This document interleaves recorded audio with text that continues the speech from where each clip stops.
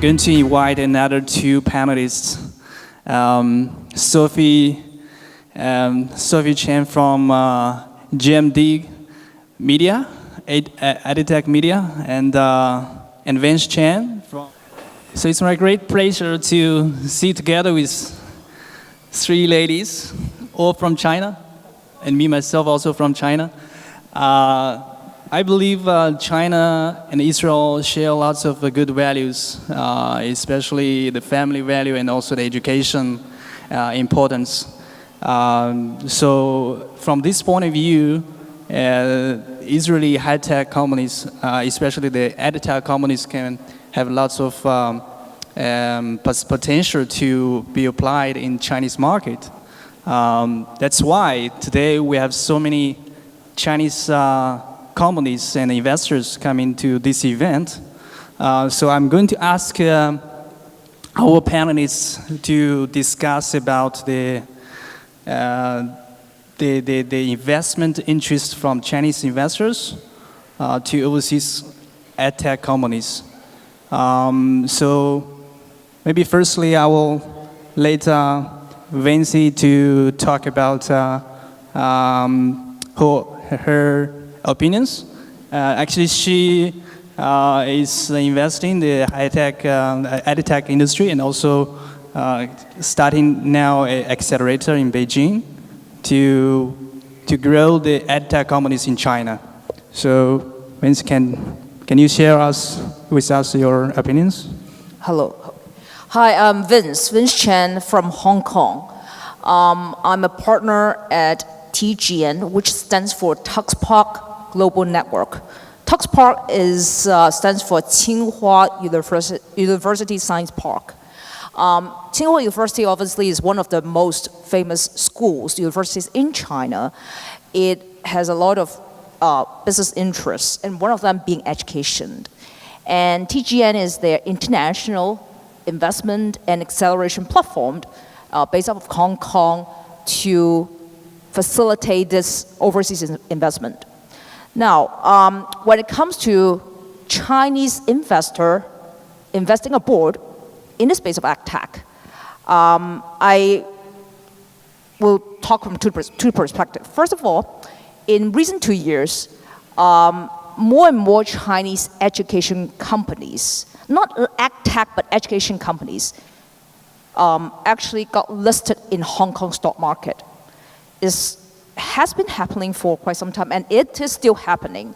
And as of this morning, when I spoke to one of the key accountants in town, and they said, well, very soon we're going to announce the first EdTech company from China going to be listed in Hong Kong.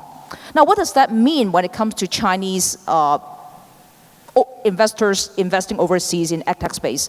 With more and more of these mature established firms from China having access to capital market here, in Hong Kong, we'll see. I think that could be another source of investment money for ventures, innovation from abroad, trying to get into the China market. I think this would be one thing that I think one trend that you want to watch out. And also from investor viewpoint, if you are an investor and you want to get access to Chinese education sector, you can also do it through public market, which is the public stock. Now, that is one thing. Another thing is, and that is for more mature type of Chinese education. But when it talks about Chinese investment overseas, Tao definitely can talk a lot about this given the experience. But a lot of times, I think for version 1.0, 2.0 is all about like money from China investing financially in overseas venture, like M&A or corporate ventures with strategic value. But in terms of bringing those back to China market for further growth, for further expansion, is still, there are not many success cases yet. And we think given the rise of China as the biggest education market going forward, we should and we will see more success cases. It's not easy because it's not simply about money. We have to solve knowledge gap, we have to solve talent gap. So what we are going to do at TuxPark, we actually just 2 days ago on WeChat, we announced the launch of Global Innovation Academy, through which we will select a handful of high growth, high potential active ventures growth stage from any part of the whole world, bring them to China for a very intense accelerator for 10 days. And throughout this process, we will help them with the go-to-China strategy and execution as an investor as well as a program. And we would obviously like to engage not only anyone here from Israel, but also from China as well. Yeah. Now, as we know, China is the largest education market in the world. Probably the students' size is almost the size of the American population. And China, as I know from the Chinese statistics, China spent about $500 billion on education every year. So I want to ask Sophie, because she's from a leading education media. So from your observation, what kind of opportunities will be more perspective for Israeli high-tech EdTech companies? Good afternoon, everyone. My name is Sophie. I'm from JMDedu. So JMDedu is a leading B2B EdTech media in China. So what we do is 3 parts. So one is that we write a lot about education, innovations, and technologies around the world to the Chinese audience. So we do like EdTech product reviews and market analysis and trends. And the other thing that we do is also like organizing this kind of industry summit in China. Our conference is called Global Education Technology Summit and Expo. I will also be in November this year in China. So it will be a lot of excuses for you guys to come to China in November. So our conference has been for 3 years, and Yaki has brought Israeli dedication to our conference for 3 years in a row. Last year, we attracted 6,000 attendees from 22 countries, and there's more than 250 international attendees. So it would be a great opportunity for foreign companies who are interested in the China market to present themselves in our conference. The third thing that we do is we have a database of the Chinese education companies. So it would be a good information source for foreign companies to find their partners, to find their clients from our database. So back to your question of which are the areas that would be promising for Israeli EdTech companies. So basically, the good news and the bad news of the Chinese market is it is changing very fast. So what is good news is that if it is not changing, then everybody is doing the old traditional way. It's like it is not impossible, but it will be very hard for foreign companies to compete with TAL, like to delivering I would say like college entrance exam preparation, because they have been doing that for 20 years, and it's like their space. But because of the fast changing of the Chinese education policies and market, there will be a lot of opportunities, especially in areas that are new to the Chinese education service providers. For example, the STEAM space, there's been investment for the overseas STEAM education providers, because this is new to the Chinese market. Even the schools and after-school institutions don't know what they can offer to the students. So they're actually eagerly looking for content and service solutions from outside. So this is one space. The other space is like early childhood education, because the younger parents are looking for more international education from really early start. So there's a lot of foreign and international early education brands and school chains into China. To give another example is that there's been a lot of new reform on the college entrance exam in China. And that actually goes to there will be like more, more like maybe like Israel and US system, like it's more like college application thing and the career counseling thing, which doesn't exist in China before. And this kind of services that also like the Chinese market is looking for more mature and establishing way to do that. Yeah, these are a few of the areas, for example. Great, thank you, Sophie.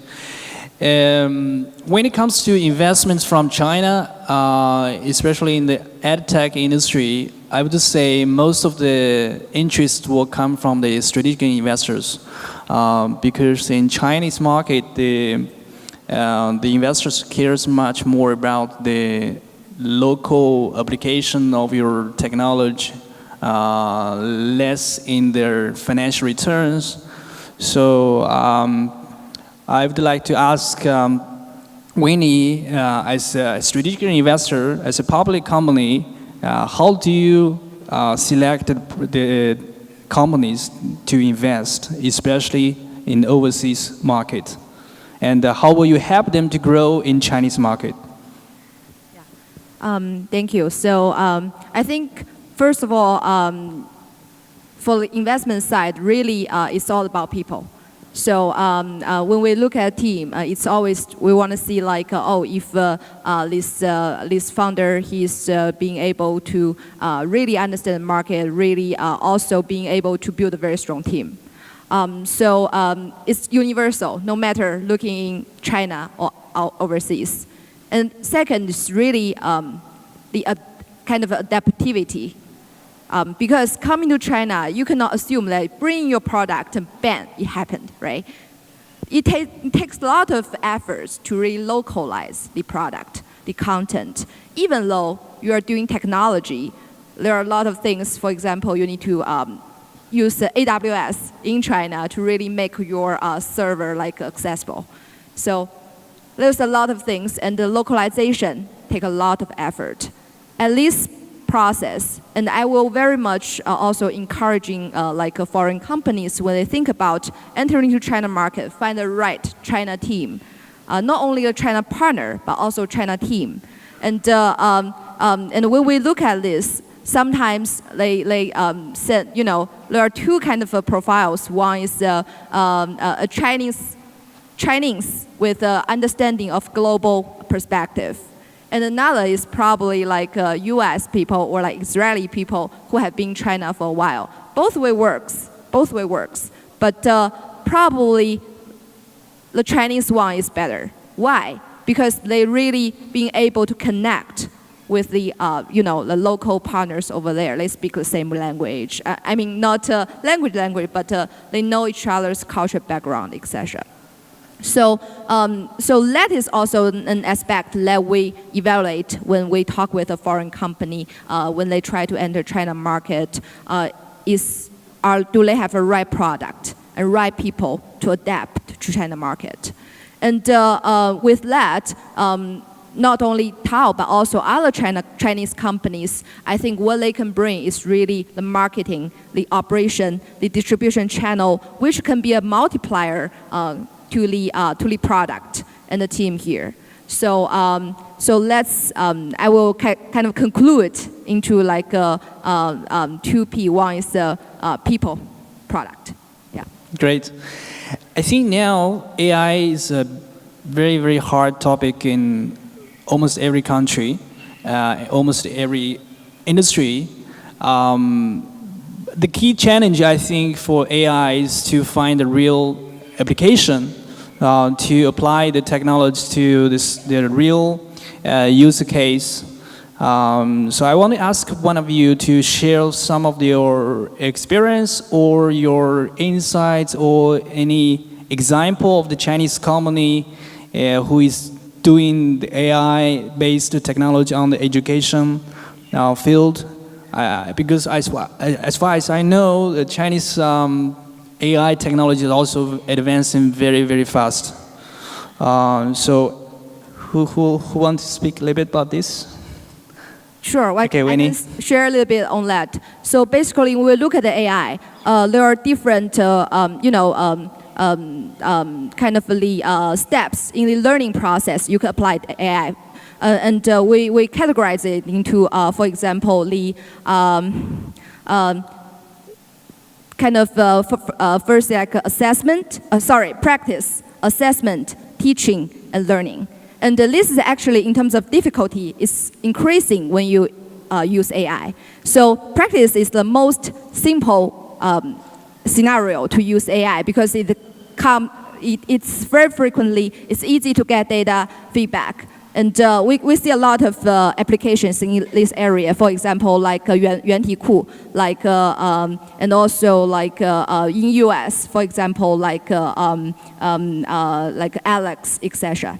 But only with practice data, it's really hard to give a full circle of learning. And next one will be like assessment. So talking about assessment in China, actually, there isn't a very good assessment company using AI technology yet. But we do see some examples in US. For example, like Ransom Learning, etc. And they have a great experience in using adaptive learning in this area. Yeah. But teaching and learning are really hard to use AI. Because data, first, is really hard to collect. And second, you need to use a lot of technology to digitalize all those input. And at the same time, it involves not only the teacher profile, and also the student learning profile as well. So it's really hard.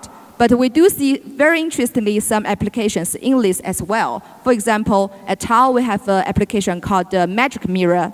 It's a camera put in the classroom, and you can use facial recognition to see how students react to the content of your class. And all this feedback will be collected and put into the content development again to really develop the effective content for teaching. And we see, and as Arthur just mentioned, a lot of these education companies are using this kind of technology to really collect more data from learning process. And that could be very interesting because collecting data is really the first step to do AI. And we also see a lot of very good applications here in Israel, like sense education, etc. Yeah. Thank you very much, Winnie, and thank you all for the interesting sharing, and thank you all the audience for listening, and thank you.